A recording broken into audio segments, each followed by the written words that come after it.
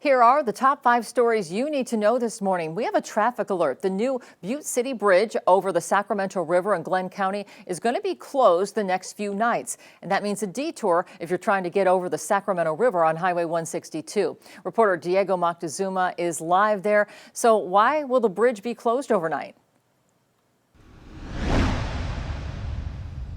Well, Kelly, Caltrans is closing this bridge at night so they can install some new parts along the new bridge. Right now, it is open to one-way traffic control, but starting tonight, the new bridge will be closed while crews install joint assemblies across the new bridge deck. The nightly closure will last tonight through next Wednesday, March 19th. Now, it will be closed each night from 9 p.m. to 5 a.m.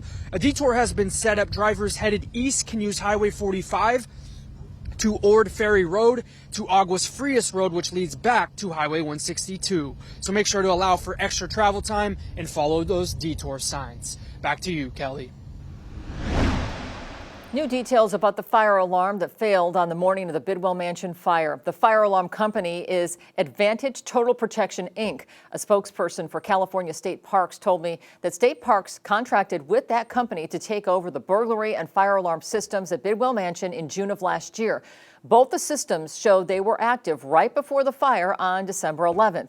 Advantage Total Protection previously provided the alarms monitoring for Bidwell Mansion prior to 2021 for about 6 years. State Parks said how the fire alarm system responded to the arson on December 11th remains under investigation.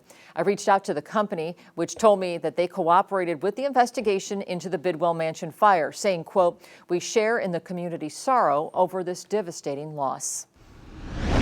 New this morning, Reading police arrested this suspect after they say he assaulted officers and tried to barricade himself inside an apartment. Police say they'd gotten a search warrant for Timothy Yakaitis in connection with distribution of meth and fentanyl. They found him near Mahan Street and Rio Drive on Tuesday. But before they could talk to them, he ran off.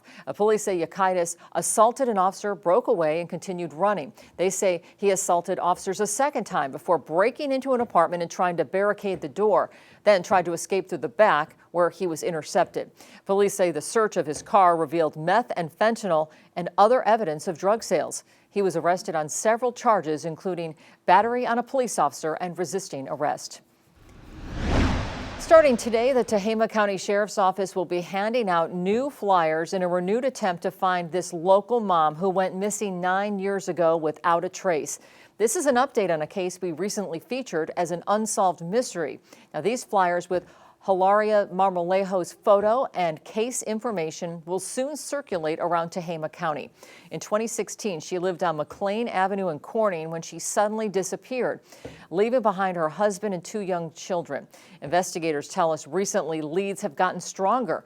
Tehama County Sheriff Dave Kane said they have a suspect they're looking at, but that name has not been released. The sheriff's office hopes these flyers will generate additional leads and finally close this unsolved mystery. And we are working to learn more information about the injuries suffered by 3 people who were burned in a house fire in Tehama County. This is what it looked like last night in Rancho Tehama. The fire started just after 8 p.m. in Rancho Tehama on Charles Drive near Bobby Lou Lane. That video was sent in to our citizen journalism page. Now, we also got photos from Cora Geit Carruthers. She told me that she heard yelling and saw the mobile home burning with flames shooting high into the air. Firefighters found 3 people who made it out of the house but were suffering from burns, one of them with major burns. The neighbors said it was windy at the time of the fire, and they were concerned the fire would spread. We're still waiting to hear from CAL FIRE about how that fire started.